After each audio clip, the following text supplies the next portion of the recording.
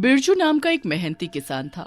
बहुत वक्त पहले ही उसके माँ बाप लंबी बीमारी के चलते चल बसे थे। वही अपने दो छोटे भाई बहन का सहारा था। वो दिन रात खूब मेहनत करता था और किसानी से अपने परिवार का पेट भरता था। उसकी एक प्रेमिका भी थी जिसका नाम था मीनू। मीनू गांव के एक बड़े जमींदार की बेटी थी। बिरजू, तुम मेरे घर मेरे बाबा से हमारी बात करने कब आओगे? माँ बाबा कह रहे थे कि अब मेरी शादी की उम्र हो गई है और वो मेरे लिए रिश्ते देखना शुरू करेंगे।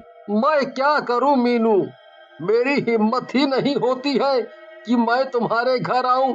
वहां मेरे जैसे छोटे और गरीब किसान अक्सर उधार पे पैसा मांगने जाते हैं और तुम चाहती हो कि मैं तुम्हारा हाथ मांगने आऊं। नहीं, मुझसे नहीं हो पाएगा। तो तुम क्या चाहते हो? मैं किसी और से शादी कर लूं? मीनू गुस्से में वहां से चली जाती है और बिरजू उदास होकर बैठ जाता है। शाम को वो अपने टूटे फूटे घर में जाता है। उसके भाई बहन उसका बेसब्री से इंतजार कर रहे थे। आओ भैया, देखो मैंने आपके लिए हलवा बनाया है। हलवा? मगर वो क्यों और कैसे छुटकी? तेरे पास इतने पैसे कहाँ से आए? भैया, मैंने किराने वाले से थोड़ा सूजी उधार ले लिया। कल तुम्हारा जन्मदिन है ना, तो इसलिए हम आज रात 12 बजे इस हलवे को जमाकर इसका केक बनाकर काटेंगे। अपने घर की स्थिति देखकर बिरजू की आंखों में आंसू आ जाते हैं, लेकिन साथ ही वो अपने भाई बहन का इतना प्यार देखकर बहुत खुश होता है। थोड़ी देर में 12 बज जाता है और बिरजू की बहन हलवा लेकर आती है। चलो भैया, अब इसे काटो। नहीं नहीं दीदी, रुको, कोई और भी आने वाला है। इतनी देर में वहाँ मीनू आ जाती है। क्या मेरे बिना ही अपना जन्मदिन मना लोगे बिरजू?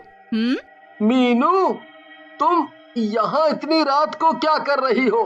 नहीं नहीं, तुम्हें यहाँ नहीं आना चाहिए था।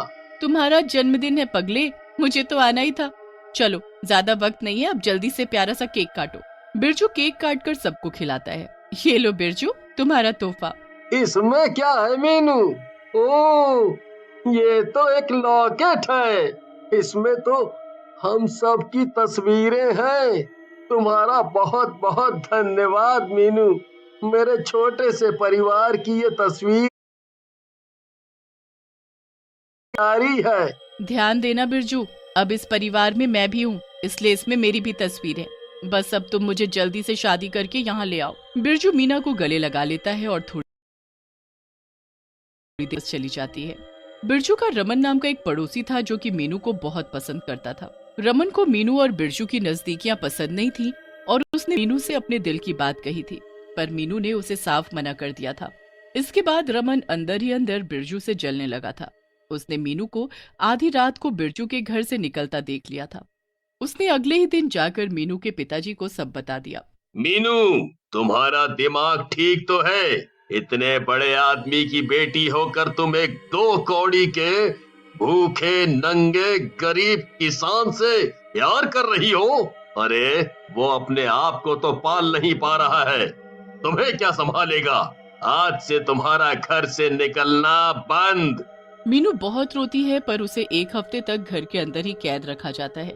एक हफ्ते बाद वो किसी तरह चुपके चुपके बिरजू के घर पहुंचती है तो वहां का माहौल देखकर दंग रह जाती है। दीवार पर बिरजू की तस्वीर पर हार चढ़ा हुआ था। दीदी, दीदी आप इतने दिनों से कहाँ थी? देखिए ना भैया को, ये सब क्या हो गया? ये सब क्या है? ये नहीं हो सकता, ये नहीं हो सकता। पता नहीं दीदी, एक दिन भैया शाम को खेत से लौटे नहीं और किसी ने खबर पहुंचा दी कि भैया आप नहीं रहे। एक हफ्ता होने को आया है। अगर वो जिंदा होते तो अब तक वापस आ जाते, पर वो नहीं लौटे हैं, तो हमें भी यकीन हो गया है कि वो अब नहीं रहे। इतना कहकर बिरजू के छोटे भाई बहन फूट फूट कर रोने लगते हैं और मीना भी बहुत रोती है। थोड़ी देर बाद वो अपने घर लौट आती है। तुम मेरी इजाजत के बिना बाहर कैसे गई थी? मैं जल्द से जल्द तुम्हारी शादी कराऊंगा ताकि ये सारा तमाशा बंद हो जाए। मीनू कुछ नहीं कहती और चुपचाप अपने कमरे में चली जाती है। रात काफी हो गई थी। बिरजू के बारे में सोच सोच कर उसे बहुत रोना आ रहा था। अचानक उसे ऐसा लगा जैसे खिड़की के पास बिरजू खड़ा है। मीनू लाइट जलाकर देखती है तो उसे कोई नहीं दिखता है। लगभग हर रात को ऐसा होने लगा था कि मीनू को बिरजू का साया अपनी खिड़की पर दिखता था। मीनू एक नामी तांत्रिक के पास जाती है। मेरा एक दोस्त था और वो कुछ दिनों पहले मर चुका है, लेकिन मुझे अक्सर उसका साया आधी रात को अपनी खिड़की पर दिखता है। कई बार ऐसा होता है बेटी कि आत्माओं को शांति नहीं मिलती है। जरूर बिरजू की आत्मा तुम्हें कुछ बताना चाहती है। पर मैं कैसे उससे बात करूं? मुझे कोई रास्ता बताइए। उससे बात करने के लिए तुम्हें उसकी दुनिया में जाना होगा बेटी। क्या? तो क्या मुझे मुझे मरना होगा? नहीं बेटी, मरना तो नहीं होगा, मगर उससे भी खतरनाक काम करना होगा। मैं अपनी शक्तियों का इस्तेमाल करके तुम्हें आत्माओं की दुनिया में भेज सकता हूँ और वहाँ तुम्हारी आत्मा जाएगी, पर तुम्हारा शरीर यहीं रहेगा। बिरजू तुम्हें वहीं मिलेगा और वहीं तुम्हें पता चलेगा कि आखिर उसकी आत्मा क्यों भटक रही है। ठीक है, मैं बिरजू की आत्मा को मुक्ति दिलाने के लिए ये करने को भी तैयार हूँ। अगली रात को तांत्रिक और मीनू फिर से एक खाली जगह पर मिलते हैं। बेटी, मैंने सब तैयारी कर ली है, तुम तैयार तो हो ना? हम यहाँ बैठ जाओ और हाथ में ये धागा बांध लो। इस धागे की मदद से तुम इस दुनिया से जुड़ी रहोगी और वापस आ पाओगी। मैं अब तुम्हें आत्माओं की दुनिया में भेज रहा हूँ। वहाँ जाके तुम जल्दी से बिरजू से मिलकर वापस आ जाना। देर मत करना बेटी, वरना तुम लौट नहीं पाओगी। फिर तांत्रिक मीनू को आत्माओं की दुनिया में भेज देता है। ओ अंधेरा है, पता नहीं बिरजू कहाँ होगा। मीनू अंधेरे में आगे बढ़ती है और तभी उसे बिरजू की आत्मा दिखाई देती है। बिरजू, बिरजू, ये सब क्या हो गया?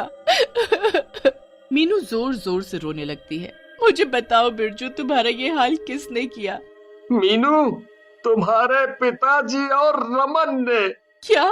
हाँ मीनू, रमन के साथ मिलकर तुम्हारे पिताजी ने मुझे मार के नदी में बहा दिया ताकि तुम्हारी शादी वो रमन से करा सके। मेरी आत्मा इसलिए तड़प रही थी क्योंकि ना मेरा अंतिम संस्कार हुआ और ना ही मुझे मुक्ति मिली। तुम फिक्र मत करो बिरजू, मैं तुम्हारी आत्मा की शांति के लिए पूजा कराऊंगी और तुम्हारे कातिलों को सजा भी दिलवाऊंगी। इतनी देर में उस अंधेरी जगह पर बहुत तेज हवा चलने लगी। मीनू, यहाँ का माहौल कुछ ठीक नहीं लग रहा है। अब तुम्हें यहाँ से फौरन जाना होगा। मीनू आखिरी बार बिरजू की आत्मा को गले लगा लेती है और वहाँ से वापस असली दुनिया में आ जाती है। बेटी, तुम ठीक तो हो? हाँ, मैं बिल्कुल ठीक हूँ और अब मुझे क्या करना है ये भी एकदम साफ पता चल गया है। अगले दिन मीनू पुलिस स्टेशन में जाकर सब सच सच बता देती है और पुलिस रमन को धर दबोचती है।